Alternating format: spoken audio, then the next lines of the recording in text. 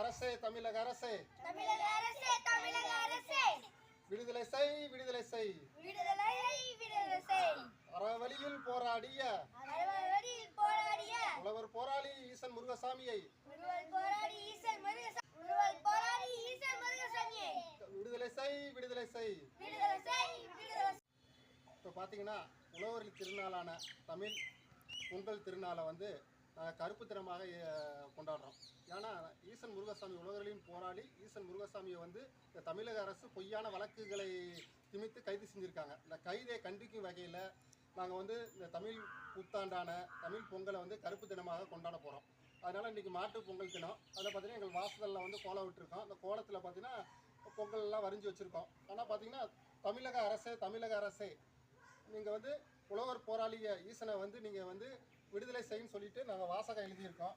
இந்த வாசகம் பார்த்தீங்கன்னா உழவர்களின் அடுத்த தலைமுறை விவசாயிகளை வந்து காக்க வந்த ஈசன் முருகசாமியை வந்து பொய்யான வழக்கில் தமிழக அரசு கைது செஞ்சுருக்காங்க. உங்கள் கையால் ஆவாத தனத்தை தமிழக அரசே ஈசன் முருகசாமியும் மற்றும் உழவர்களையும் கைது செய்ததை வந்து வன்மையாக கண்டிக்கின்றோம். அது பார்த்தீங்கன்னா விடுதலை செய்யுன்னு சொல்லிட்டு ஒரு வாசகத்தை எழுதியிருக்கோம். தமிழக அரசு கவனத்துக்கு இது கொண்டு போய் பொதுமக்கள் அனைவரும் இதை வந்து பரப்புங்க. இது மாதிரி அடுத்த தலைமுறை விவசாயிகளை வந்து நாங்கள் வந்து இது வந்து அவங்களுக்கு வந்து முறையாக வந்து இதை வந்து என்ன நடக்குது அப்படின்னு சொல்லி இதெல்லாம் வந்து அவங்களுக்கு அவங்களே எழுதியிருக்காங்க.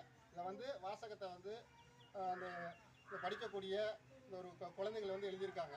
அது மாதிரி இந்த உழவர்களுக்கு வந்து அநியாயங்கள் வந்து இந்த அரசுகளும் அரசு விவசாயத்தையும் அடுத்த தலைமுறைகளையும் வந்து காப்பாற்றணும். நஞ்சில்லாத உணவை வந்து நம்மாழ்வார் சொன்ன போல நஞ்சில்லாத உணவை வந்து அடுத்த தலைமுறைக்கு எடுத்துகிட்டு போகணும். பாதுகாப்பு சங்கத்தின் நிறுவனர் போராடிட்டு இருக்காரு.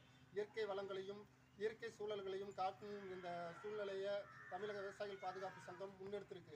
அதெல்லாம் அடக்கும் முறையில் இந்த தமிழக அரசு ஈடுபட்டு நஞ்சில்லாத உணவும் இந்த பொங்கல் திருநாளில் அனைவருக்கும் கிடைக்கணும். நேர்மையான அரசு அலுவலர்கள் வந்து இதுக்கு ஒத்துழைக்கணும்.